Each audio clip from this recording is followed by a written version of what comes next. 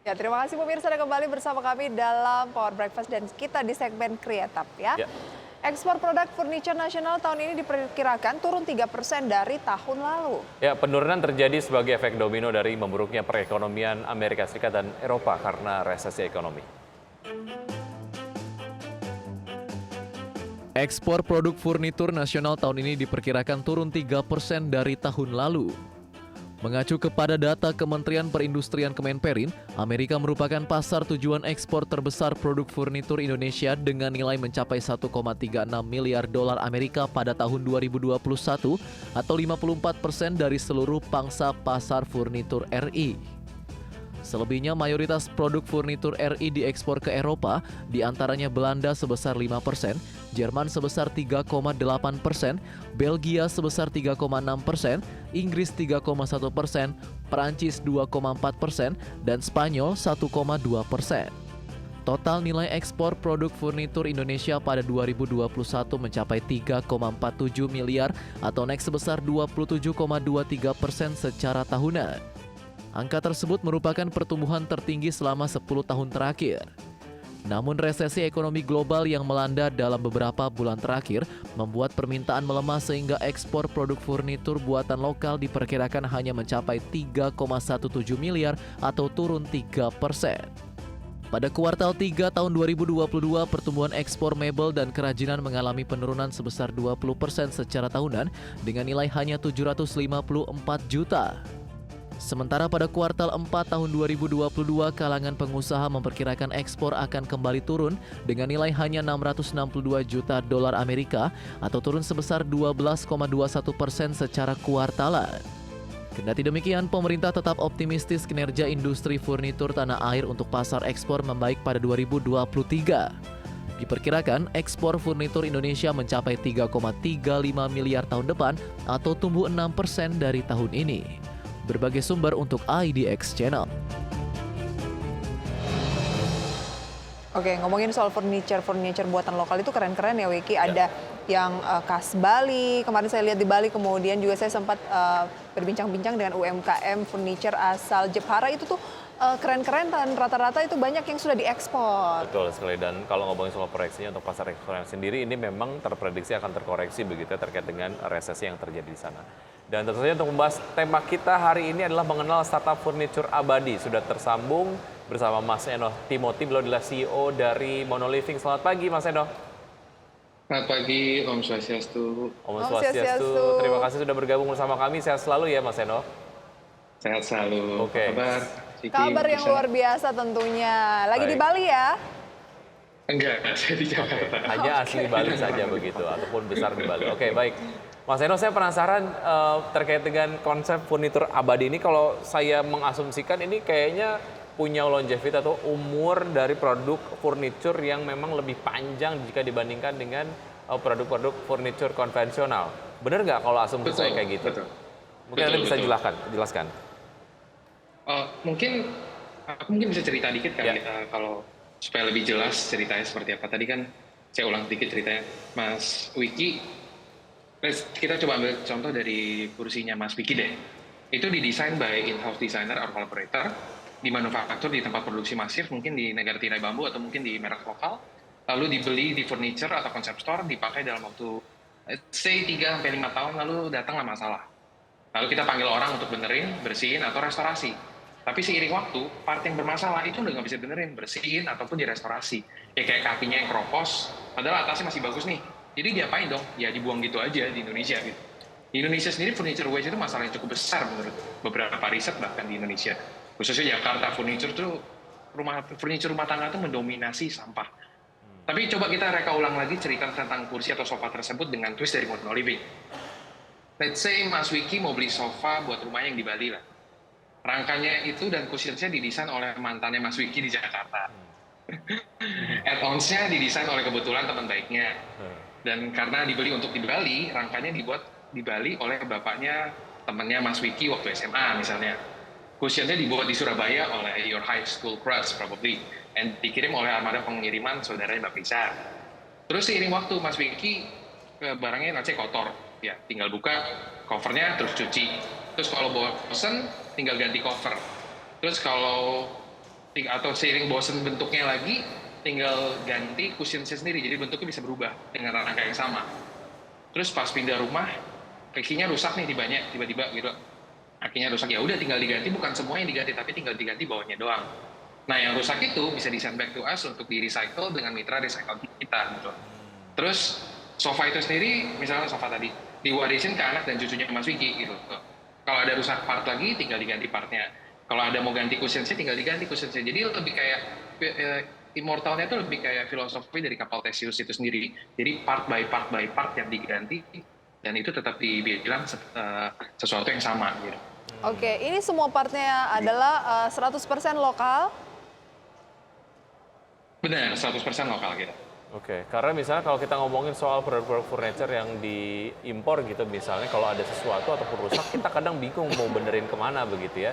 Nah, value longevity dari si produk furniture-nya sendiri memang ini terakomodir lewat ekosistem service dan juga penyediaan spare part yang tersedia di dalam negeri gitu, sehingga kemudian minimalisir waste ataupun limbah furniture yang dihasilkan oleh rumah tangga di Indonesia. Kurang lebih seperti itulah ya yang dihadirkan Monoliving. Oke. Betul. Baik, marketnya sejauh ini seperti apa menyambut Monoliving dengan value-value-nya tadi dan growth-nya semenarik apa, Mas Enok? Growth-nya menarik banget ya, karena waktu pandemi itu sendiri orang makin aware tentang furniture ya. Mereka pengen pakai sesuatu yang punya jangka waktu yang panjang, plus stylish juga karena orang WFH, ada yang vloggers juga kan, jadi kantor di rumah, jadi pengen agak sedikit kelihatan lebih baik. Dan selama pandemi sendiri pertumbuhan furniture itu cukup baik ya. Apalagi orang karena stay di rumah, jadi yang kita lihat sendiri 19% pertumbuhan furniture penjualan di Indonesia ini bertingkat gitu. Jadi to answer your question ya, pertumbuhannya cukup sangat baik malah. Oke, tapi misalnya saya pesan, ini base-nya di mana yang paling besar? Base-nya di Jakarta. Oh, di Jakarta. Misalnya saya pesan keluar kota, misalnya ke Sulawesi misalnya ya, kemudian partnya ada yang rusak. Nah, itu gimana caranya? Apakah dikirim lagi atau seperti apa? Wiki, mungkin di rumah ada yang rusak atau perasaannya lagi rusak, itu nggak ada spare partnya ya? Nggak ada spare partnya, susah nyarinya kalau ini ya. Oke, nah kalau misalnya saya ataupun Wiki memesan furniture dari Monoliving, kemudian tapi keluar daerah yang mungkin lebih jauh, Indonesia Timur misalnya. Nah, keberlangsungan dari produk tersebut kan awet nih dengan mengganti misalnya ada bagian-bagian yang mengalami kerusakan. Nah, kalau jauh itu bagaimana skemanya? Skemanya gampang sih, karena kita spare partnya kita punya banyak rekanan. Kita punya ada rekanan yang ada di banyak Bali. Rekanan ya? Ya, jadi we're not trying to be the manufacturer yang terbesar di Indonesia, tapi kita trying to be the platform di Indonesia yang cukup besar yang punya banyak rekanan. Di sini kalau misalnya rusak nih, let's say di NTT rusak kakinya nih, biasanya pemesanan lewat Tokopedia, nanti kita aturin dari Tokopedia atau dari website kita atau dari beberapa tempat lainnya, nanti kita aturin untuk pengiriman ke sana. Lebih simpel itu, mungkin dari pengerjaan yang lebih terdekat, let's say dari Makassar, rekanan mitra kita yang untuk rangka kaki ada di Makassar, untuk kirim ke sana, atau yang mana yang termurah atau yang terbaik. Mungkin juga nanti ke depannya ada kalau misalnya di NTT sendiri juga ada mitra kita nantinya, itu juga bisa langsung dikasih ke sana gitu sih. Oke. Ya, kalau saya lihat Monoliving ini akan menghadirkan sebuah layanan purna jual yang nggak ada habisnya. Selama masih bisa diperbaiki, ya akan dilayani secara purna jual begitu ya. Bagaimana Anda dapat mengakomodir ini menjadi sebuah valuasi harga dari produk furniturnya? Karena kan ini menjadi sebuah jaminan bahwa ketika kemudian membeli produk dari Monoliving akan ada layanan purna jual yang selamanya begitu. Nah, gimana tuh Mas Eno? Betul, lebih tepatnya tuh kita jual kayak jualan spare part sih. Jadi kalau misalnya ada yang kerusakan, kita bakal bantuin, oh nih part apa yang rusak yang bisa diganti, atau bisa kita bantu benerin. Let's say itu bakal ke kontak langsung ke kita ada customer service-nya yang untuk bisa membantu hal itu sih. Oh, oke. Berarti ini ada nilai tambah lebih lagi ya, selain membeli produknya, dalam hal ini manufakturnya, ya ada termasuk jasanya juga nggak untuk memperbaiki? Ada jasanya juga, kita bantuin ke beberapa mitra kita untuk misalnya kalau partnya dia mau bantu, kita bantu benerin, kita bisa bantu benerin. Kalau misalnya rusaknya parah kan berarti kan harus ganti kan. Seperti itu sih. Oke. Nah, pertanyaan selanjutnya adalah harga. Ada rupa, ada harga, biasanya seperti itu. Nah, kalau dari Monoliving tuh gimana? Agar harganya tetap bersaing, karena kan Range-nya juga gitu. iya brand-brand dari luar juga banyak yang cukup besar begitu dengan harga yang juga ada dari yang paling murah. Betul. Kalau kita sendiri ruthlessly transparan ya menurut saya ya. Kita transparan dari apa yang kita dari furniture yang kita bikin, yang kita bayar ke vendor juga, dan yang kita produksi juga segitu dengan barang let's say furniture lain mereka bisa mainin harganya memonopoli harga jualnya. Kalau kita benar-benar apa yang kita jual sesuai dengan apa yang kita jual gitu. Dan itu percentage kita juga bakal kita selalu jelasin ke klien kalau kita our price is quite transparent. If you want to know, we'll let you know. Gitu sih. Oke. Pasar ekspor sudah dilayani? Sudah. Oke. Yang paling sering sih di Malaysia ya, negara tetangga ya. Lumayan banyak yang belanja lewat website. Oke. Itu untuk spare part-nya dan juga service murah jualnya itu seperti apa? Ada challenge nggak, Mas? Kalau di luar sih kita kalau di Malaysia kita ada beberapa rekanan dan beberapa calon rekanan yang untuk bikin rangkanya. Sementara kita cushions masih kita kirim dari Indonesia. Kita masih belum dapat rekanan lagi di luar. Sampai kita dapat rekanan lagi, mungkin kita bakal kirim dari Indonesia sih. Oke, revenue-nya sejauh ini seperti apa, Mas Enok, dan juga target 2023? 2023 sih cukup baik ya, lagi rame banget. Kita sampai rekanan-rekanan mitra kita agak kewalahan untuk fulfill it. Akhir tahun orang pada spending semua nih. Baik, artinya memang ada optimisme sendiri terkait dengan proyeksi market ke depan begitu ya, akan tetap menarik. Banget. Baik, Mas Eno, terima kasih sudah bergabung bersama kami di Create Up. Sukses untuk Anda dan sukses juga untuk Monoliving. Sampai jumpa. Sampai jumpa, bagi Anda yang tertarik. Pemirsa gitu ya, kan biasanya akhir tahun orang ganti furniture, ganti suasana baru memasuki tahun baru ataupun menyambut Natal misalnya ya. Nah, mungkin bisa tuh Monoliving cek-cek tuh. Betul sekali. Dan pemirsa, sebelum kami undur diri, ada beberapa data terkait dengan update pergerakan dari Bursa Efek Indonesia. Seperti yang Anda dapat saksikan di layar televisi, IHSG bergerak di zona merah. Kemudian sama juga dengan Jakarta Life Index dan juga LQ45 kompak melemah dengan pelemahan masing-masing 0,64%, 0,95% dan 0,67%. Oke, pelemahan saat ini lebih dalam lagi ya dibanding penutupan sore kemarin.